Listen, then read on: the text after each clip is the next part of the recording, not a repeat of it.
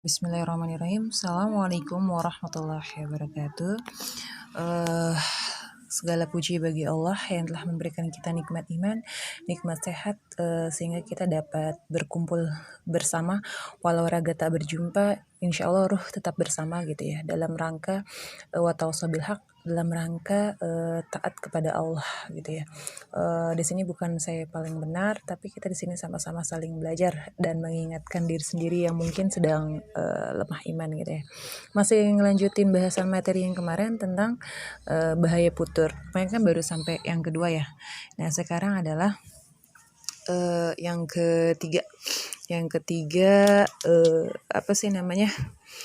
Yang ketiga, ya berpisah nih salah satu apa sebab-sebab futur adalah berpisah dari jamaah dan suka hidup menyendiri. Ya bayangin kita itu nggak bisa menjadi pribadi yang soleh sendirian. Kita perlu orang lain buat ngingetin kita, buat nasehatin kita. Ketika kita salah, dia berani menegur kita. Apa ya? Teman yang baik itu apa ya? Bukan teman yang ketika kita melakukan kesalahan atau melakukan kebaikan dibenerin aja, enggak, tapi teman yang baik adalah teman yang soleh yang saling apa, watawasau bil haq watawasau bil sabr gitu. Bahkan kita nggak bisa memandang yang nasehatin, lihat dulu deh siapa yang nasehatin gitu. Kalau yang nasehatin ternyata dia aja nggak benar gitu, jangan. Jadi kalau misalnya ada yang nasehatin gitu ya, kadang aku tuh suka malu juga gitu. Contoh, suka ada yang nasehatin gitu, tapi ternyata sebenarnya orangnya mah sama aku kelihatannya mah beneran aku gitu ya, tapi ternyata omongan dia bener gitu. Kadang suka malu gitu ya, orangnya bener gitu. Atau misalnya kayak contoh aku nih sama Tias gitu ya, aku tuh sama dia saling nguatin, saling nasehatin. Jadi kita tuh nggak bisa gitu menjadi pribadi yang solehnya sendirian, nggak bisa. Kita tetap butuh orang lain gitu, seperti itu. Salah satu penyebabnya kita futur adalah berpisah dari jamaah dan suka hidup menyendiri. Ingat, kalau sendiri itu temennya apa? Setan. Sendiri di kamar, merenung nggak jelas gitu.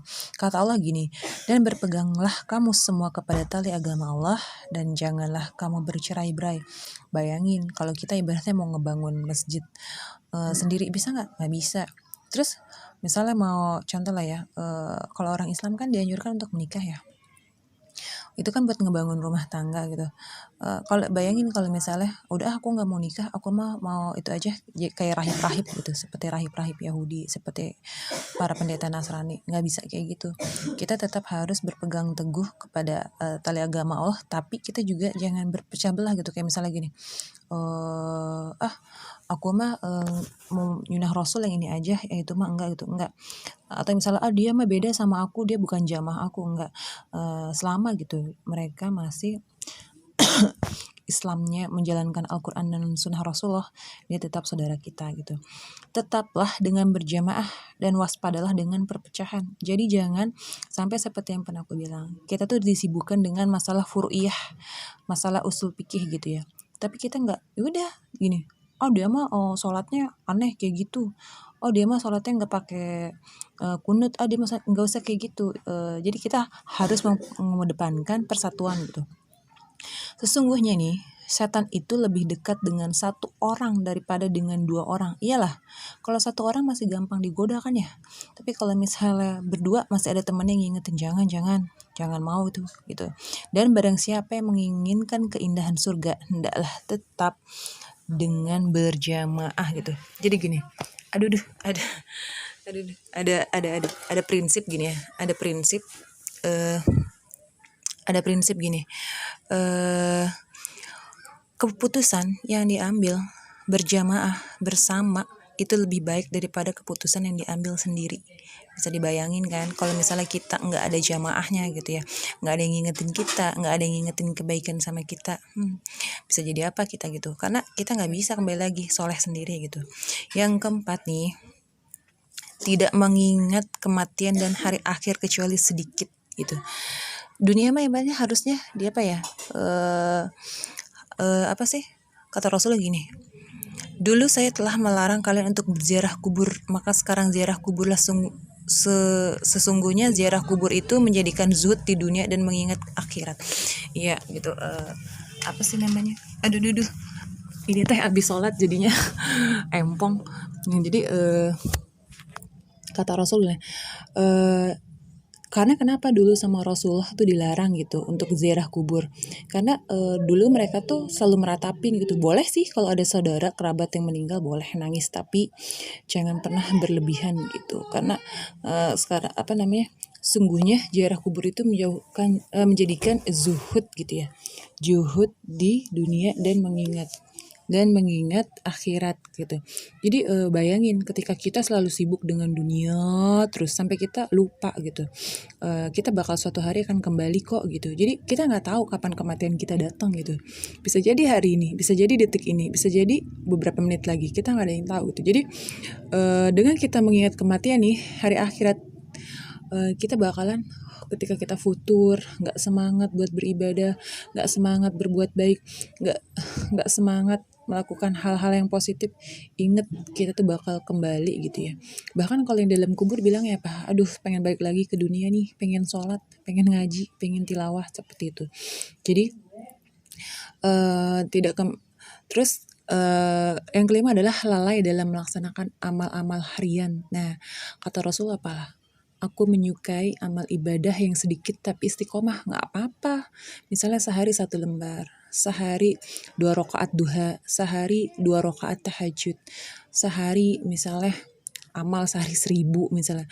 Nggak apa-apa kata Rasul. Rasul lebih suka yang sedikit daripada yang banyak tapi tidak istiqomah gitu. Jadi kita juga harus punya nih amalan yaumiyah, amalan yang menjadi amalan ibadah kita. Misalnya kalau kayak tari kan amalannya rajin banget tuh, apa sih namanya, ini ya tilawah sama menghafal. Kayak Sri rajin tuh ngapain, apa sih namanya, sholat duha gitu ya. Kayak Nur Masya Allah sama Senin Kemisnya, kayak Julia mungkin tahajudnya dan yang lainnya gitu ya. Jadi luar biasa gitu. Atau kayak misalnya Yumna gitu ya, soleha banget gitu ya. Rasulullah bersabda gini, setan membuat 3 ikatan di tengkuk kepala kalian. Katanya gini, ketika kalian tidur, dalam setiap ikatan itu setan meletakkan kata-kata gini, engkau masih memiliki malam yang panjang, maka tidurlah. Nah, itu tuh padahal sebenarnya ketika waktu malam, ketika di penghujung malam, padahal rahmat Allah tuh sedang turun-turunnya gitu ya. Sedang turun-turunnya, mestinya kita gitu ya bisa tuh bangun. Jika dia terbangun dan berzikir kepada Allah gitu ya, lepaskanlah satu ikatannya. Ayo, kita tuh kalau bangun malam, yang kita lihat apa, HP atau zikir atau malah tarik selimut. Ayo, kita tuh lebih sering yang mana? Terus kata gini, berzikir pada lepaskanlah satu ikatan. Jika dia kemudian berwudu nih, lepaslah ikatan yang lainnya. Dan jika dilanjutkan dengan sholat, maka lepaslah semua ikatan. Maka di pagi hari dia kelihatan segar dan senang hati. Jika tidak, dia kelihatannya malas dan keruh hatinya. Hadis riwayat Bukhari Muslim. Jadi luar biasa ya dengan kita sholat tahajud malam-malam gitu ya. Allah tuh membuat kita menjadi orang yang segar, senang hati, ceria, disenengin sama semua orang gitu ya. Tapi kalau aku mah enggak kali ya, aku kan orangnya julid gitu, rese. Terus jadi kita harus punya amalan harian nih, ya entah misalnya duhanya sehari berapa kali, baca al-masurat. Aduh, kalau al-masurat ngomongin kayak gitu aku tuh kurang gitu ya. Atau misalnya kita yang kemarin pada punya tasbih digital tuh, ya udah kita punya, ya udah deh aku nggak sanggup al-masuratan, aku istighfar aja sehari misalnya berapa kali gitu. Yang keenam nih, masuk ke dalam perutnya sesuatu yang diharamkan atau sesuatu yang subhat. Bayangin, salah satu yang membuat kita menjadi orang yang apa coba, yang menjadi futur, nggak semangat dalam beribadah adalah makan makanan yang diharamkan atau subhat. Serem ya. Kata Allah gini, Allah berfirman, hai sekalian manusia, makanlah yang halal lagi baik dari apa yang terdapat di bumi. Dan janganlah kamu mengikuti langkah-langkah syaitan, karena sesungguhnya syaitan itu adalah musuh yang nyata bagimu. Surat Al-Baqarah ayat 168. Jadi program setan itu menjadikan makanan itu yang tidak halal. Ya banyak lah ya makanan yang gak halal dicampur. Kayak contohnya Nur waktu kerja kan sering dikasih sama bosnya apa? Lemak babi lah, campur khamar lah kayak gitu. Jadi banyak hal-hal yang misalnya belum halal kecampur atau subhat gitu, misalnya hal yang meragukan, ini orang ngasih aku makanan duitnya dari mana. Jadi penting ya kalau punya suami, sering gue bilang, cari tahu kerjaannya apa, penghasilannya apa, sumbernya dari mana. Jangan sampai gitu ya, ada orang suaminya kerjanya jadi security terus di suatu clubbing, gimana coba. Iya sih, dia mah kerja aja tugasnya, tapi kan kalau itu nggak bagus gitu. Jadi bahkan ada yang sebagian orang beranggapan nggak mau punya suami kerja di bank, karena kerja di bank itu masih ada unsur ribanya seperti itu. Jadi yang membuat kita menjadi futur, nggak semangat dalam beribadah adalah masuk ke dalam perutnya suatu yang diharamkan atau suatu yang subhat, yang meragukan. Ini haram apa enggak ya? Ini uangnya jelas dari mana ya? Jangan-jangan uang boleh korupsi, jangan-jangan uang boleh menipu atau mencuri, seperti itu. Rasulullah bersabda gini, setiap jasad nih yang tumbuh dari suatu yang dibenci diharam, maka neraka lebih utama baginya. Hadis riwayat Tirmizi. Jadi orang yang jauh dari Allah akan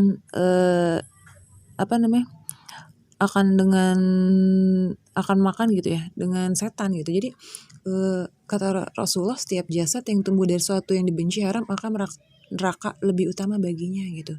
Nauzubillah ya, jangan sampai kita masuk makanan-makanan yang haram, yang subhat aja nggak boleh, bagaimana dengan yang haram gitu. Karena kalau kita misalnya ya minjem uang rentenir gitu ya, itu kan bikin apa ya, nggak tenang jiwa, nggak tenang pikiran, nggak tenang hati, nggak tenang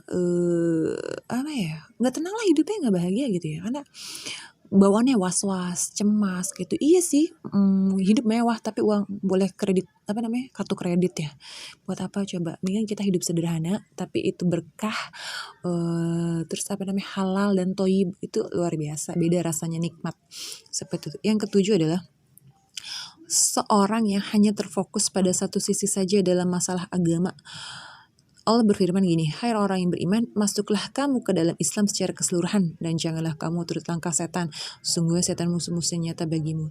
Ini ayat pertama ketika aku pertama kali hijab, Liko ngapalin surat ini tahun 2004 sama Murabi Kubu April.